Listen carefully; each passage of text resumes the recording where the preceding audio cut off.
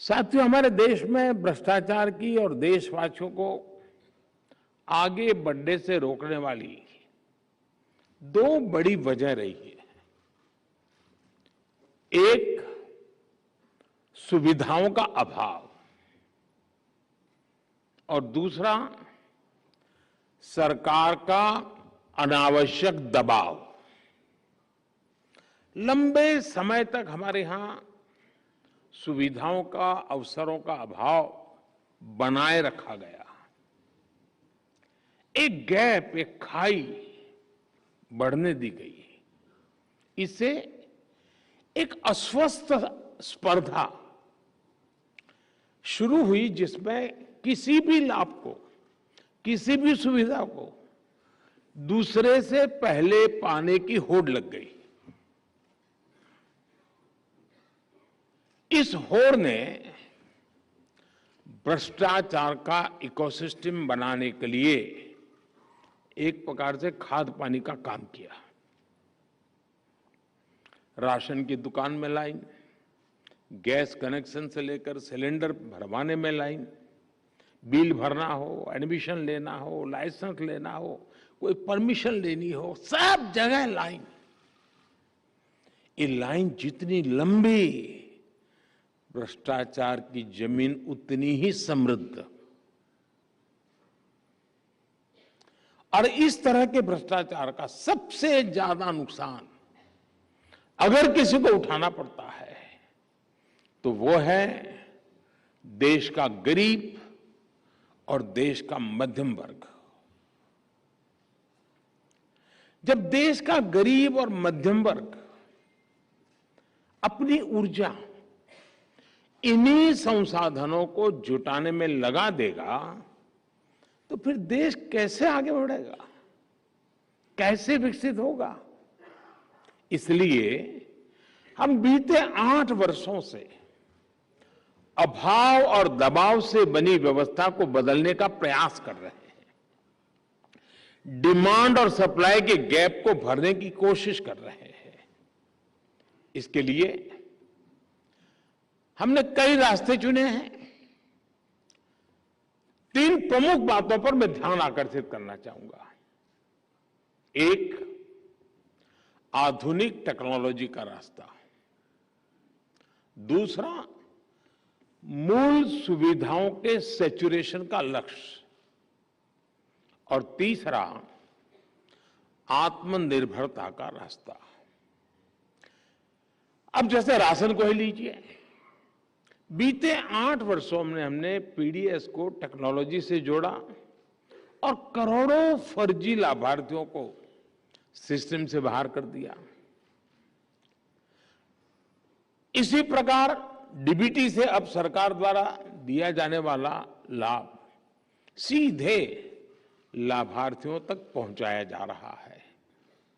इस एक कदम से ही अभी तक 2 लाख करोड़ रुपए से अधिक गलत हाथों में जाने से बचा है। 2 लाख करोड़ रुपया।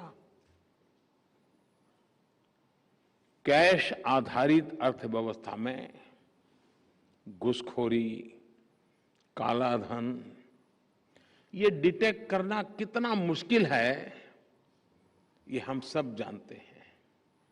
अब डिजिटल व्यवस्था में लेन देन का पूरा ब्यौरा कहीं ज्यादा आसानी से उपलब्ध हो रहा है।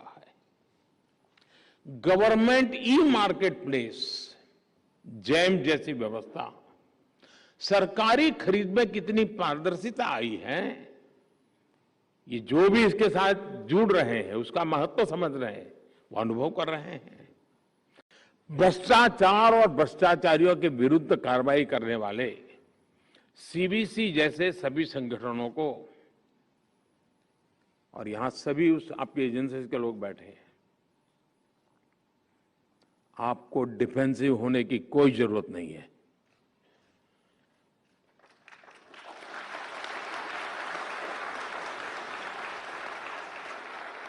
अगर देश की भलाई के लिए काम करते हैं तो अपराध बोध में जीने की जरूरत नहीं है दोस्तों।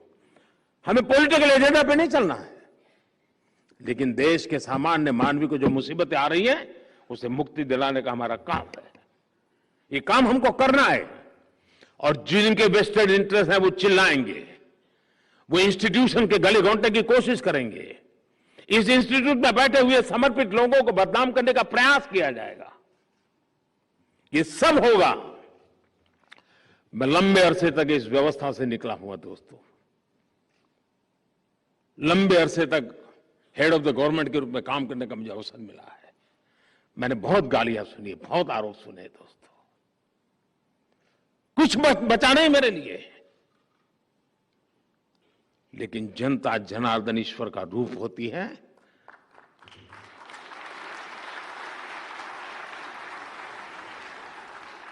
वो सत्य को परखती है, सत्य को जानती है और मौका आने पर सत्य के साथ खड़ी भी रहती है। मैं अपने अनुभव से कहता हूं दोस्तों, चल पड़िए ईमानदारी के लिए, चल पड़िए आपको जो ड्यूटी मिली है उसको ईमानदारी से निभाने के लिए। आप देखिए ईश्वर आपके साथ चलेगा, जनता जनार्दन आपके साथ चलेगी। कुछ लोग चिल्लाते रहेंगे क्योंकि उनका निजी स्वार्थ होता है, उनके स्वयं के पैर गंदगी में पड़े हुए होते हैं। और इसलिए मैं बार बार कहता हूं, देश के लिए, ईमानदारी के लिए काम करते समय कुछ भी अगर इस प्रकार के विवाद खड़े होते हैं, अगर हम ईमानदारी के रास्ते पर चले हैं, प्रामाणिकता से काम कर रहे हैं, डिफेंसिव होने की कोई जरूरत नहीं दोस्तों। आप सभी साक्षी हैं, जब आप कन्विक्शन के साथ एक्शन लेते हैं,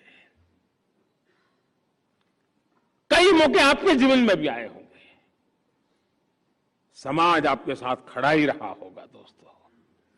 भ्रष्टाचार मुक्त देश और भ्रष्टाचार मुक्त समाज बनाने के लिए सीबीसी जैसी संस्थाओं को निरंतर जागरूक रहना वो एक विषय है, लेकिन उन्हें सारी व्यवस्थाओं को भी जागरूक रखना पड़ेगा। साथियों, करप्शन पर निगरानी के लिए हम समाज की भागीदारी, सामान्य नागरिक की भागीदारी को हम अधिक से अधिक कैसे प्रोत्साहित कर सकते हैं, इस पर भी काम होना चाहिए। इसलिए भ्रष्टाचारी चाहे कितना भी ताकतवर क्यों ना हो, वो किसी भी हाल में बचना नहीं चाहिए। ये आप जैसी संस्थाओं की जिम्मेदारी है। किसी भ्रष्टाचारी को राजनीतिक सामाजिक शरण न मिले। हर भ्रष्टाचारी समाज द्वारा कटघरे में खड़ा किया जाना चाहिए। ये वातावरण बनाना भी बहुत आवश्यक है। हमने देखा है कि जेल की सजा होने के बावजूद भी, भ्रष्टाचार साबित होने के बावजूद भी, कई बार भ्रष्टाचारियों का गौरवगान किया जाता है। मैं तो देख रहा हूं ऐसे ईमानदारी का ठेका लेकर के घूमने वाले लोग, उनके साथ जाकर के ऐसे हाथ पकड़ के फोटो निकालने में शर्म नहीं आती उनको। ये स्थिति भारतीय समाज के लिए ठीक नहीं। आज भी कुछ लोग दोषी पाए जा चुके भ्रष्टाचारियों के पक्ष में भांति भांति के तर्क देते हैं। अब तो भ्रष्टाचारियों को बड़े बड़े सम्मान देने के लिए वकालत की जा रही है। ये कभी ऐसा हमने सुना नहीं देश में। ऐसे लोगों, ऐसी ताकतों को भी समाज द्वारा अपने कर्तव्य का बोध कराया जाना बहुत आवश्यक है। इसमें भी आपके विभाग द्वारा की गई ठोस कार्रवाई की बड़ी भूमिका है। Denver 1-2, I'm code 5 beside the alley watching a 966 in progress. All units stand by.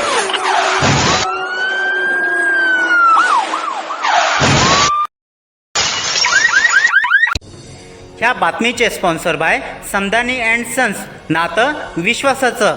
आम्ही आपल्यासाठी घेऊन आलो आहोत Tata AIA life insurance and mutual fund. आपली इन्व्हेस्टमेंट आजच सेव्ह करा। कॉन्टॅक्ट करा Samdani and sons, shop number 205, second floor, golden city, Aurangabad.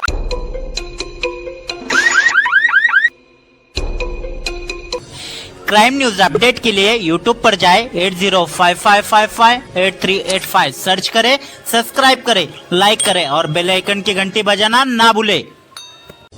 Business की एडवर्टाइजमेंट करें या स्पॉन्सरशिप करें, ज्वाइन करें late now.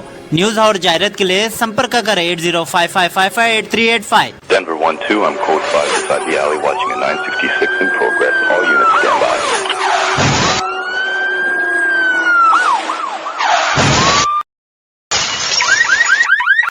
Patil VIP group committee Aurangabad, आपकी सिक्योरिटी हमारे साथ, हर जगह पर हर वक्त। कॉल करें 8055558385।